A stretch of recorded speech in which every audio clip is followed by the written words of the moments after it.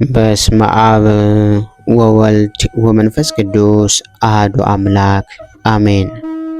እንኳን በሐምሌ 5 ቀን ታስበውና ተከብረው ለሚውሉ ለቅዱሳን በዓላት በዚች ቀን የክቡራንና የአበይት አባቶቻችን ሐዋርያት የቅዱስ ጴጥሮስና የቅዱስ ጳውሎስ የሰማዕትነታቸው መታሰቢያ በሰላም አደረሳችሁ አደረሰ። ቅዱስ ጴጥሮስ ሐምሌ 5 በዚች ቀን የሐዋርያት የቅዱስ ጴጥሮስ የሰማዕትነቱ መታሰቢያ በዓል ነው። ይህም ቅዱስ ጴጥሮስ ከቤተ ሳይዳ ነበረ፣ አሳ አጥማጅም ነበረ። ጌታችንም ከተጠመቀባት ዕለት ማግስት አግኝቶት መረጠው። ከእርሱ አስቀድሞም ወንድሙ እንድርያስን አግኝቶት መረጠው። ጌታችን መድኃኒታችን ኢየሱስ ክርስቶስንም እስከ መከራው ጊዜ ሲያገለግለው ኖረ። እሱም ሃይማኖት ለጌታው ቅንዓትና ፍቅር ነበረው። ስለዚህ በሐዋርያት ሁሉ ላይ አለቃ አድርጎ ሾመው። ጌታችንም ሰዎች ማን እንደሆነ ማንንም እንደሚሉት ስለራሱ በጠየቃቸው ጊዜ ሌሎቹ ኤርምያስ ይሉሃል፣ ወይም ኤልያስ ወይም ከነቢያት አንዱ ነው ይሉሃል አሉት። ቅዱስ ጴጥሮስ ግን የሕያው የእግዚአብሔር ልጅ ክርስቶስ አንተ ነህ አለው። ጌታችንም የሃይማኖት ዓለት የቤተ ክርስቲያንን መሰረት ነህ ብሎ ብፅዕና ሰጠው። የመንግሥተ ሰማያትንም መክፈቻ ቁልፍ ሰጥቻለሁ አለው። አጽናኝ የሆነ የመንፈስ ቅዱስን ጸጋ ከተቀበለ በኋላ ተናጋሪዎች በሆነ በዚህ ዓለም ተኩላዎች መካከል ገባ። በውስጣቸውም ክብር ይግባውና በጌታችን በመድኃኒታችን በኢየሱስ ክርስቶስ ስም ሰበከ። ቁጥር የሌላቸው ብዙዎች አሕዛብንም መልሶ የዋሆች ምዕመናን አደረጋቸው። ጌታችንም የማይቆጠሩ ታላላቅ ድንቆችንና ተአምራቶችን በእጁ አደረገ። ጥቅም ያላቸው 3 መልእክቶችን ጽፎ ለምዕመናን ላከላቸው። ለማርቆስ ወንጌሉን ተርጉሞ ጽፎታል። ከዚያም በኋላ ወደ ሮሜ ከተማ ገባ። የከተማው መኳንንት ወደሚሰበሰቡበት ወደ ታላቁ የጨዋታ ቦታም ሄደ። በታላቅ ድምፅ እንዲህ ብሎ ተናገረ። የሚራሩ ብፁዓን ናቸው፣ ለእርሳቸውም ይራሩላቸዋልና። የዚህንም ተከታታይ ቃሎች ተናገረ። በዚያም ከዚያ የነበሩ 4 የድንጋይ ምሰሶዎችም በሚያስፈራ ድምፅ አሜን አሉ። የተሰበሰቡትም ይህንን ቃል በሰሙ ጊዜ ደነገጡ። አንድ ሰው ነበረ፣ ከእነዚያ ድንጋዮች ቃልን ስለሰማ ያን ጊዜ ጋኔኑ ጣለው፣ ከእርሱም ወጥቶ ሄደ። መኳንንቱም ፈርተዋልና ስለዚህ ነገር እያደነቁ ወደ ቤታቸው ገቡ። ከከተማ መኳንንቶችም ቀውስጦስ የሚባል አንዱ ወደ ቤቱ በገባ ጊዜ ስሟ አክሮስያ ለምትባል ሚስቱ ዓለምን ስለመተው ለድሆችም ስለመራራትና የመሳሰለውን ቃል ቅዱስ ጴጥሮስ እንዴት እንዳስተማረ ነገራት። እሷም በሰማች ጊዜ በልቧ ነግታ ይህ ነገር መልካምና ድንቅ ነው አለች። ቅዱስ ጴጥሮስ ያስተማረውንም ሁሉ ያደርጉ ዘንድ በአንድነት ተስማሙ። ከዚህም በኋላ ገንዘባቸውን ሁሉ ለድሆች ሰጡ። ከዕለት ራት በቀር ምንም አላስቀሩም ነበር። ከጥቂት ቀኖችም በኋላ ንጉሡ ስለ መንግሥት ሥራ ከእርሱ ጋር ለማማከር በቶሎ እንዲደርስ ወደ እርሱ መልእክት ላከ። ቀውስጦስም ይህንም በሰማ ጊዜ ገንዘብ ስላልነበረው ፈርቶ ደነገጠ፣ ተጨነቀ። ምክንያቱም አመካይቶ ይሰወር ዘንድ ከሚስቱ ጋር ተማከረ። እሷም ግን ምክንያት አታድርግ፣ ነገር ግን ወደ ንጉሡ ሂድ፣ የጴጥሮስ አምላክ ጎዳናህን ያቀናልሃል አለችው። እርሱም ነገሯን ተቀብሎ ወደ ንጉሡ ቤት ሄደ። በመንገድም በእግዚአብሔር የታዘዘ ብዙ በረከትን አገኘ። ወደ ንጉሡም ደረሰ። ንጉሡም በደስታና በክብር ተቀበለው። ከ3 ዓመት በኋላም ወደ ቤቱ በተመለሰ ጊዜ 2 ልጆቹ የተመረዘ ውሃ ጠጥተው እነሆ ሞተው ነበር። ሚስቱም ለእርሱ መንገርን ፈራች። ብዙ ምሳሌዎችንም ከመሰለችለት በኋላ ነገረችው። በሰማ ጊዜም እጅግ አዝኖ አለቀሰ። ሚስቱም እንዲህ አለችው፣ ጌታዬ ሆይ ልባችን የሚጽናናበትን እርሱ ያደርግልናልና የቅዱስ ጴጥሮስ ፈጣሪ እግዚአብሔርን እንለምነው አለችው። ሊጸልዩም በጀመሩ ጊዜ ቀውስጦስና አክሮስያ ሆይ ደቀ መዝሙሬ የቅዱስ ጴጥሮስ ቃል ስለሰማችሁና ስለተቀበላችሁት ስለዚህ ልጆቻችሁን በሕይወታቸው ሰጣችኋለሁ የሚል ቃልን ከሰማይ ሰሙ።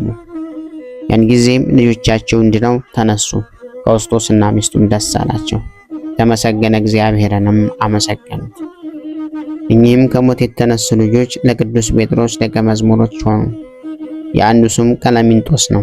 እርሱም ቅዱስ ጴጥሮስ ያየውንና ጌታችን በሥጋ ወደ ሰማይ በሚያርግ ጊዜ የገለጠለት ምስጢር ሁሉ የነገረው ነው።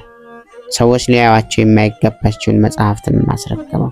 ይህንንም ቀለሚንጦስን ሊቀ ጵጵስና ወንድሙንም ዲቁና ሾማቸው።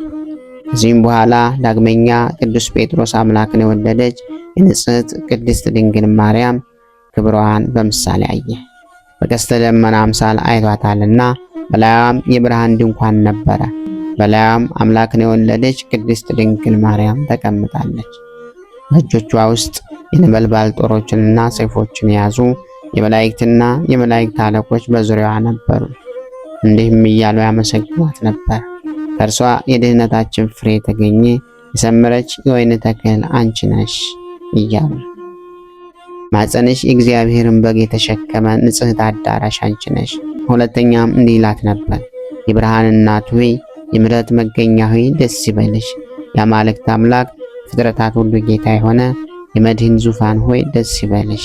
ክብርና ምስጋና የተመላሽ የፍጥረቱ ሁሉ እመቤት ደስ ይበልሽ እያለ መላእክትም ምስጋናዋን ሰላምታዋን ባደረሱ ጊዜ ክብር ይግባውና ጌታችን መድኃኒታችን ኢየሱስ ክርስቶስ ለእርሷ ተገልጾ ከእርሷ በቀር ማንም ሊያውቀው የማይቻል ነገርን ነገራት። ወዲያውም ምድር ተናወጸች፣ ሊነገር የማይቻል ምስጢራትንም ገለጠላት። ከዚህም በኋላ ጌታችን መድኃኒታችን ኢየሱስ ክርስቶስ በሀገሩ ሁሉ ቅዱስ ወንጌልን ያስተምር ዘንድ ጴጥሮስን አዘዘው። ጴጥሮስም ወጥቶ ሄደ። ኢዮጴ ወደምትባል የባህር ዳርቻና ልድያ ወደምትባል ሀገር ደረሰ። አንዲት ዕለትም በኢዮጴ ሳለ ብርህት ደመና ዞረችው። እነሆም ሰፊ መጋረጃ ወደ እርሱ ወረደች። በውስጧም የእንስሳት የምድረ በዳ አውሬዎችና የሰማይ አዕዋፍ አምሳል ነበረ። ጴጥሮስ ሆይ ተነስና አርድህ ብላ የሚል ቃል ከሰማይ ጠራው። ጴጥሮስም አቤቱ አይገባኝም፣ እርኩስ ነገር አልበላም፣ ወደ አፌን ከቶ አላስገባም አለ። ያም ቃል ዳግመኛ ጠራውና እግዚአብሔር ንጹሕ ያደረገውን እርኩስ ነው አትበል አለው። ያም ቃል 3 ጊዜ እንዲህ መላልሶ ነገረው። በየንግግሩም መካከል ወደ እሪያዎች፣ ወደ አራዊት፣ አዕዋፍና ስዕሎች ጣት እያመለክተው ነበር። ከዚህም በኋላ ያች መጋረጃ ወደ ሰማይ ተመለሰች። ጴጥሮስም ስላየው ራእይ አደነቀ። ይህም ራእይ ወደ ፈጣሪያቸው እግዚአብሔር የሚመለሱ አሕዛብን ስለመቀበል እንደሆነ አስተዋለ። ለወንድሞቹ ሐዋርያትም አሕዛብ የእግዚአብሔርን ቃል እንደተቀበሉ የመቶ አለቃ ቆርኔሌዎስን ከወገኖቹ ጋር እንዳጠመቀው ነገራቸው። ከዚህ በኋላ ጴጥሮስ ከዮሐንስ ጋር ጌታችን እንዳዘዛቸው ወደ አንጾኪያ ከተማ ገቡ። የሀገራቸውንም ሁኔታ ይጠይቅ ዘንድ ቅዱስ ጴጥሮስ ዮሐንስን ላከው። ሰዎችም ክፉ ነገርን ተናገሩት፣ ሊገድሉትም ፈለጉ። እያለቀሰም ተመለሰ፣ ሰውነቱም ተበሳጨች። ጴጥሮስም አለው፣ አባቴ ሆይ የእሊህ ጎስቋሎች ክፋታቸው እንዲህ ከሆነ ወደ ነገሥታቱና ወደ መኳንንቱ ገብተን በገጽታችን ስም በሰበክን ጊዜ ምን እንሆን ይሆን? እንዴትስ ሃይማኖት እናስተምራለን? አለው። ቅዱስ ጴጥሮስም ወዳጅ ሆይ የሕያውን ቀን መንገድ በአንዲት ሌሊት ያመጣልን እርሱ ስራችንን መልካም ያደርግልናል። አትፍራ፣ አትዘንም አለው። ከዚህም በኋላ ወደ ከተማ መካከል ገብተው ክብር ይግባውና በጌታችን በኢየሱስ ክርስቶስ ስም ሰበኩ። የከተማ ሰዎችና የጣዖታቱ አገልጋዮች በእነርሱ ላይ ተሰበሰቡ። ታላቅ ድብደባንም ተደበደቧቸው፣ አጎሳቆላቸው። ግማሽ የራስ ጠጉራቸውን ላጭተው ተዘባበቱባቸው፣ አስረውም በግንብ ውስጥ ጣሏቸው። ከዚህ በኋላ ይረዳቸው ዘንድ ወደ እግዚአብሔር ጸለዩ።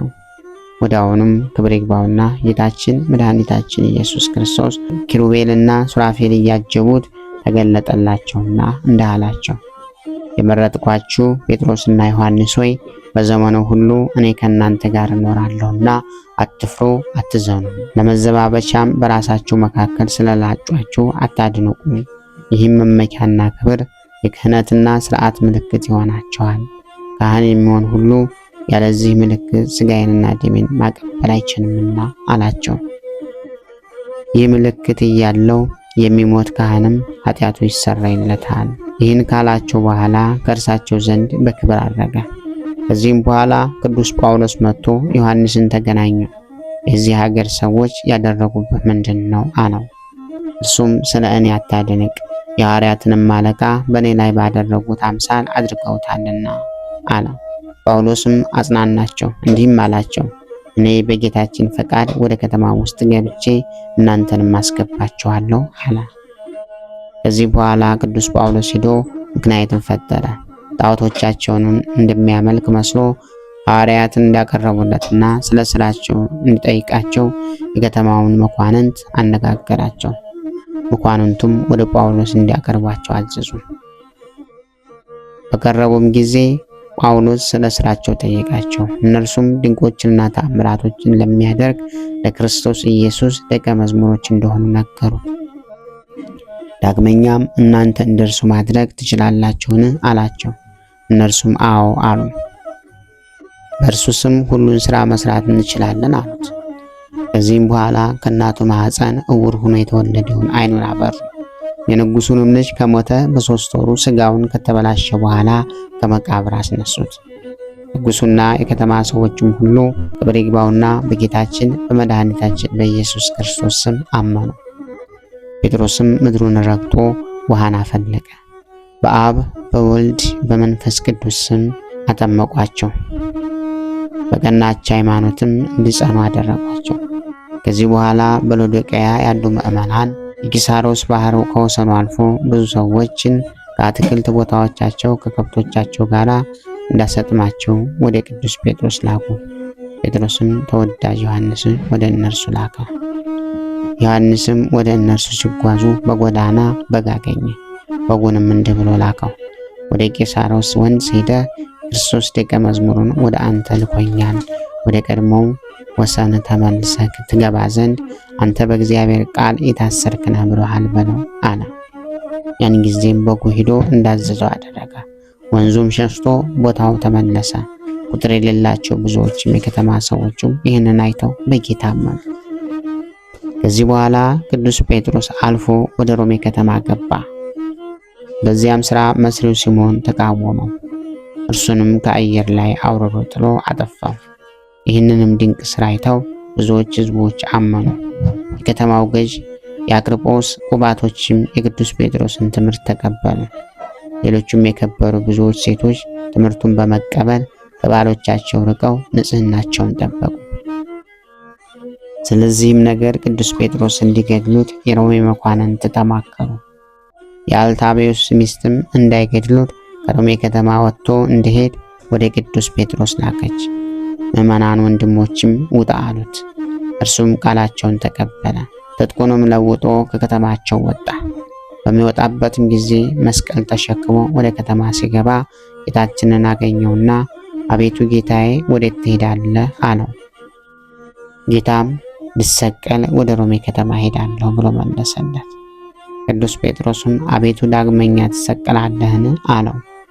ያን ጊዜም ጎልማሳ ሳለ ወገብህን በገዛ እጅ ታጥቀ ወደ ወደድከው ትሄዳለህ፣ በሸመገልክ ጊዜ ግን እጅህን ታነሳና ሌላ ያስታጥቀሃል፣ ወደማትወደው ይወስድሃል ያለውን የጌታችንን ቃል አሰበ አስተዋለውም። ያን ጊዜም ወደ ከተማው ተመልሶ ክብር ይግባውና ከጌታችን ከኢየሱስ ክርስቶስ የሆነውን ለወንድሞቹ ነገራቸው። እነርሱም እጅግ አዘኑ። ንጉሥ ኔሮንም ቅዱስ ጴጥሮስን እንዲሰቅሉት አዘዘ። ሰቅሉትን በያዙት ጊዜ ወታደሮችን እንዲህ ብሎ ለመናቸው። ክብር ንጉሥ ጌታዬ መድኃኒቴ ኢየሱስ ክርስቶስ ወደ ላይ ሆኖ ስለተሰቀለ እኔም ቁልቁል ሰቀል ይገባኛል አለ። ወዲያውኑም እንደነገራቸው ሰቀሉት። ተሰቅሎ ሳለም ለምዕመናን የሕይወትን ቃል አስተማራቸውና በቀናች ሃይማኖትም እንዲጸኑ አዘዛቸው። ከዚህም በኋላ ነፍሱን በእግዚአብሔር እጅ ሰጠ። በዚህ ዕለት ታስቦና ተከብሮ የሚውለው ሌላው ቅዱስ አባታችን ቅዱስ ጳውሎስ ነው። በዚህችም ቀን ዳግመኛ ልሳነ ዕረፍት፣ የክርስቶስ አንደበት፣ የእውቀት አዘቅት፣ የቤተ ክርስቲያን መብራት፣ የቅዱስ ሐዋርያ ጳውሎስ የሰማዕትነቱ መታሰቢያ ነው። እንደ ስሙም ትርጓሜ መሪ፣ አመስጋኝ፣ ወደ ጸጥታ ነው።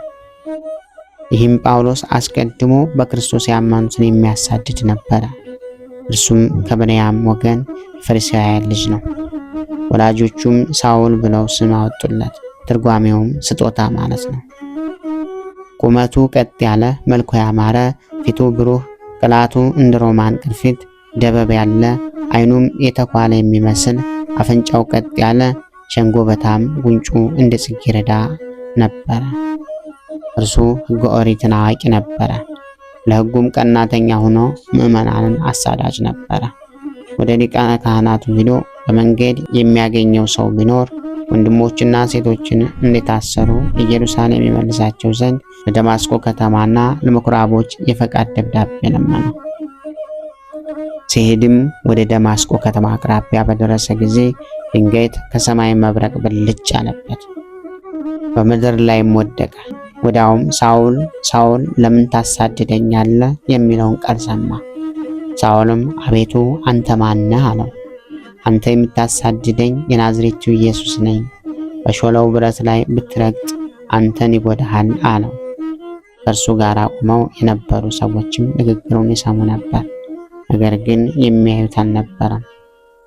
ሳውልም ከምድር ተነሳ፣ ዓይኖቹ ተገልጠው ሳሉ አያይም ነበር። እየመሩም ወደ ደማስቆ አስገቡት። በዚያም ሳይበላና ሳይጠጣ 3 ቀን ሰነበተ።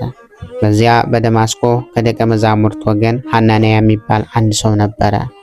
ጌታም በራእይ ተገለጠለትና ሐናንያ ብሎ ጠራው። እርሱም አቤቱ ጌታዬ እነሆኝ አለ። ጌታም ተነስና ቀጥተኛ ወደምትባል መንገድ ሂድ፣ በይሁዳ ቤትም ጠርሴስ ከሚባል አገር የመጣ ሳውል የሚባል ሰው ፈልግ፣ እርሱን አሁን ይጸለያልና አለው። ሐናንያ ግን መልሶ እንዲህ አለ፣ አቤቱ ስለዚያ ሰው በኢየሩሳሌም በቅዱሳኖች ላይ የሚያደርገውን ክፉ ነገር ሁሉ ከብዙ ሰዎች ሰምቻለሁ።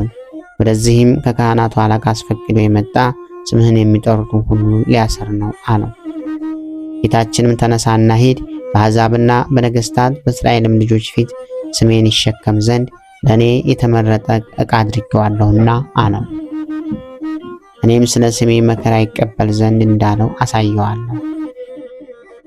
ያን ጊዜም ሐናንያ ሄደ፣ ወደ ቤቱም ገባ። ወንድሜ ሳውል በመንገድ ስትመጣ የታየህ ጌታችን መድኃኒታችን ኢየሱስ ክርስቶስ ታይ ዘንድ የመንፈስ ቅዱስንም ጸጋ ይሞላብህ ዘንድ ወደ አንተ ልኮኛል አለው። ያን ጊዜም የሸረሪት ድር የመሰለ ከዓይኖቹ ላይ ተገፎ ወደቀ፣ ዓይኖቹም ተገለጡ። ወዲያውም አየ፣ ተነስቶም ተጠመቀ፣ እህልም በልቶ በረታ። ከደቀ መዛሙርትም ጋር በደማስቆ ጥቂት ቀን ሰነበተ።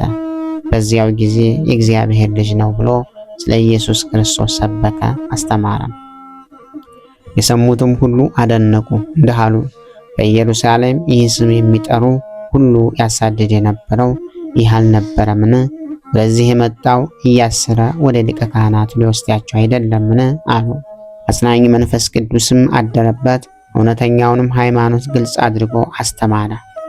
ለኦሪት ሕግ የሚቀና እንደነበረ እንዲሁ ክብር ይግባውና ጌታችን መድኃኒታችን ኢየሱስ ክርስቶስ ለሰራት ሕገ ወንጌል እጥፍ ድርብ ቅንዓትን የሚቀና ሆነ። ከዚህም በኋላ በአገሮች ሁሉ ዞሮ ሰበከ፣ በጌታችንም ስም ሰበከ። ድንቆችና ተአምራትንም አደረገ።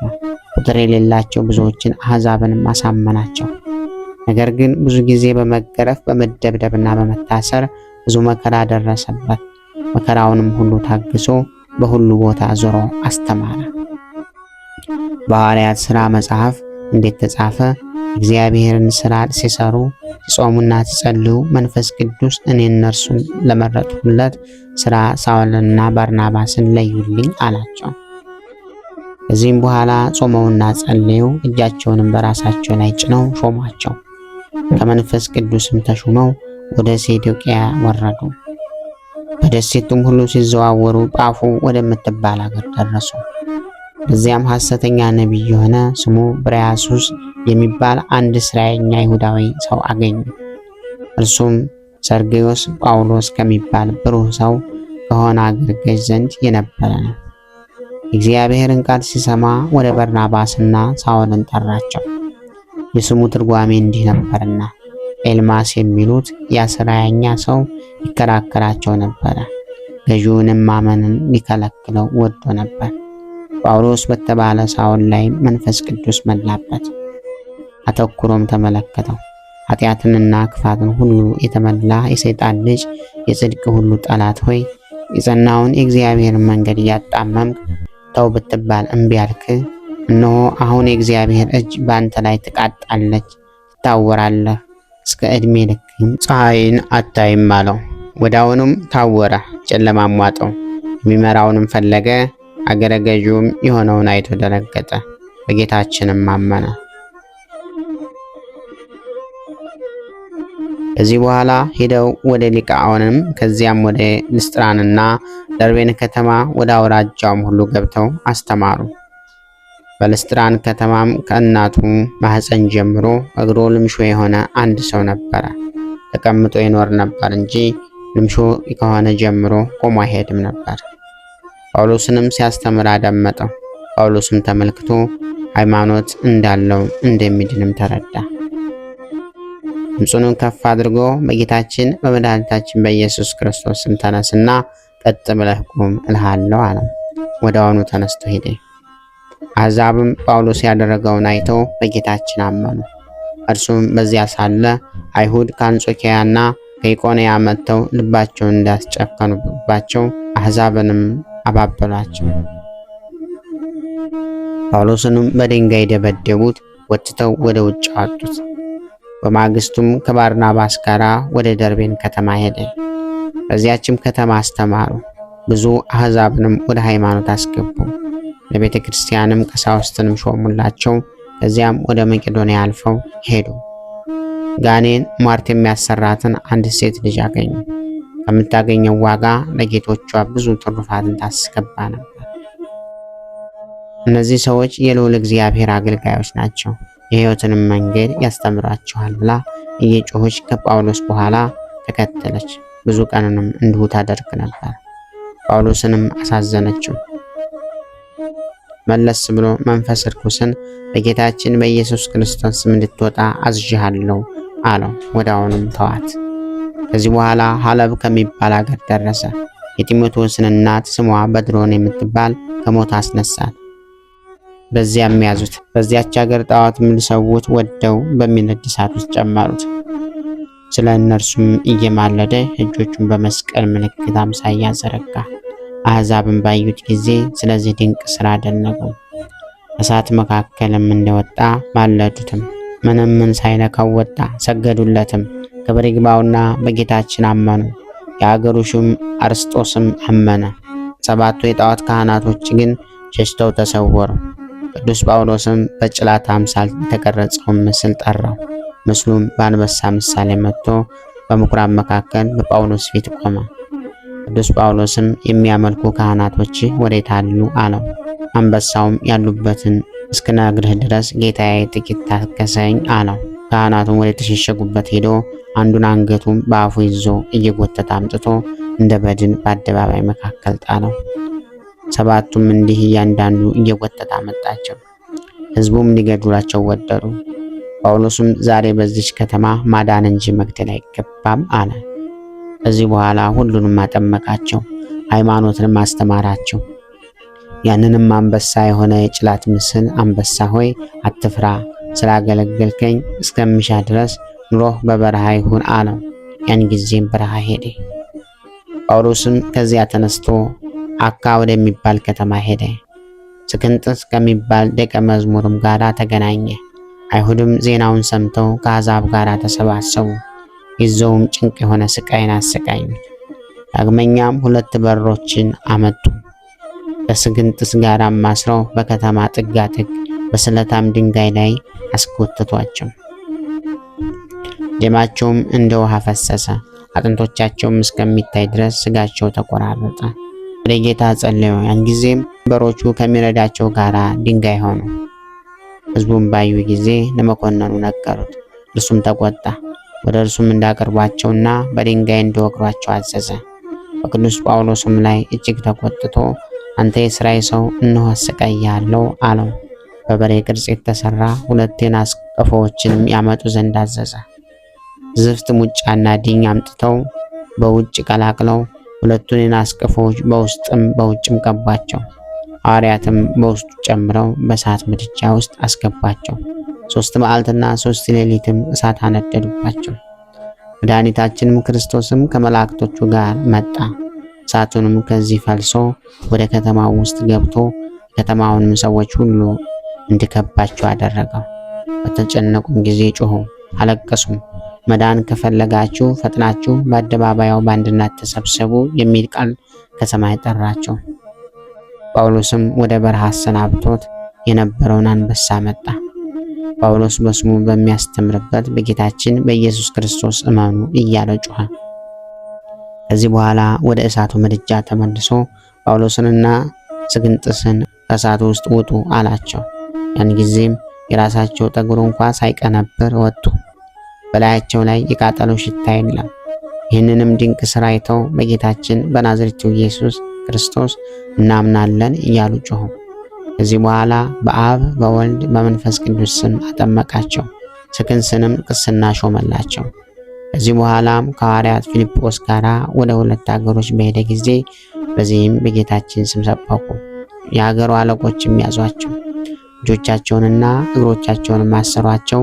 በአንገቶቻቸውም የብረት ሰንሰለቶችን አስገቡ። ራሳቸውን የሚሸፍን የብረት ቆብን አሰሩላቸው። በእጅና በመሃል እጆቻቸው በክንዶቻቸው እያንዳንዱ የብረት እጅ ጨመሩ። ከብረቶቹም ጋር ቸነከሯቸው። ሁለተኛም እስከ አንገት የሚደርስ በትከሻ አምሳል ሰሩ። በፊትና በኋላም ቸነከሯቸው።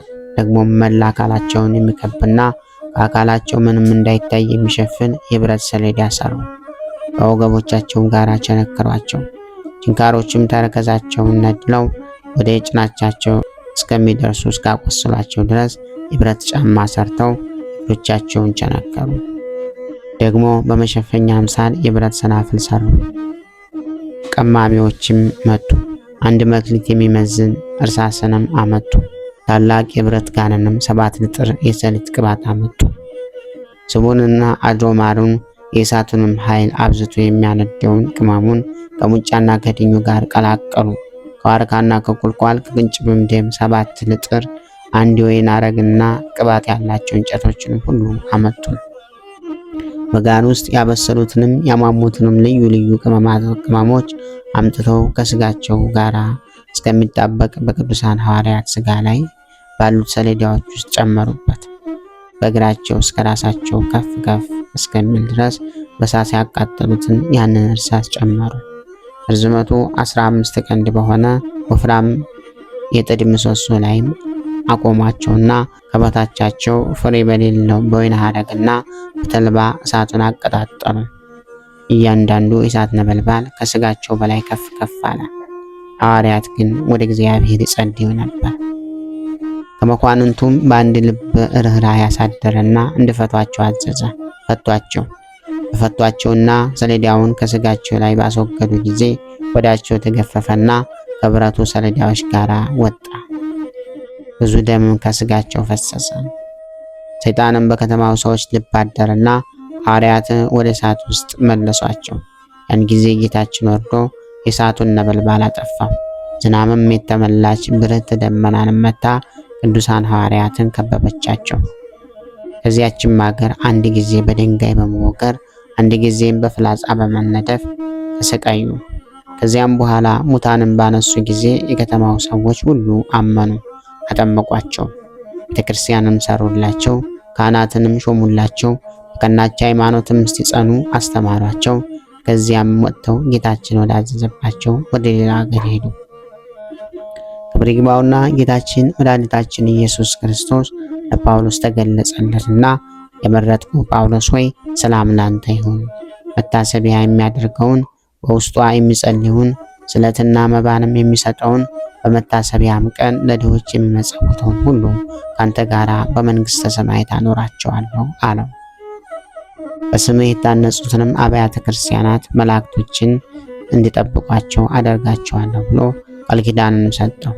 በመለኮታዊ አፉን ሳመውና ከእርሱ ዘንድ ወደ ሰማያት በክብር አረገ። ከዚህም በኋላ እልዋሪቆስ ወደምትባል ታላቅ ሀገር እስከሚደርስ በብዙ አገሮች ውስጥ ተመላለሰ። እዚያም የብርሃን እናት እመቤታችን ቅድስት ድንግል ማርያም ተገልጻለት አረጋጋቸው፣ ረዳቸውም። የአገሩ ሰዎች እንዲያጠምቃቸውና እንዳስተምራቸው አዘዘችው። ከዚህ በኋላ ወደ ሮሜ ከተማ ገብቶ በውስጡ አሰበከ። ከስብከቱም ብዙዎች ሰዎችን አምነው ክርስትና ጥምቀትን አጠመቃቸው። በመጽሐፍትነት የታወቁ 14 መልእክቶችንም ለሮሜ የተጻፈችው ናት። መልካም ሩጫውን ከፈጸመ በኋላ ንጉሥ ሄሮን ይዞ ጽኑ ስቃይን አሰቃየው። ራሱንም በሰይፍ እንዲቆርጡት ለሰያፊ ሰጠው። ከሰያፊውም ጋር አልፎ ሲሄድ ለንጉሥ ኔሮን ዘመዶቹ የሆነች አንዲት ብላቴና አገኘችው። እርሷም ክብር ይግባውና በጌታችን ያመነች ነበረች።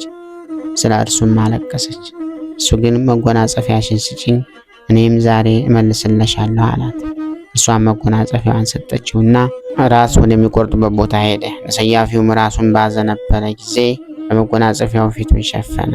ሰያፊውም የቅዱስ ጳውሎስን ራስ ቆርጦ በዛች ብላቴና መጎናጸፊያ እንደገደለው ለንጉሡ ሊነግረው በተመለሰ ጊዜ ያቺ ብላቴና አገኘችው።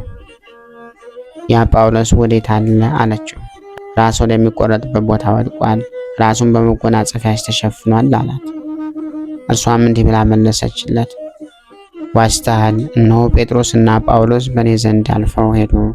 እነርሱም የመንግሥት ልብሶቻቸውን ለብሰዋል፣ በራሳቸውም ላይ በዕንቁ የተጌጡ ዓይንን የሚበዘብዙ አክሊላትን አድርገዋል።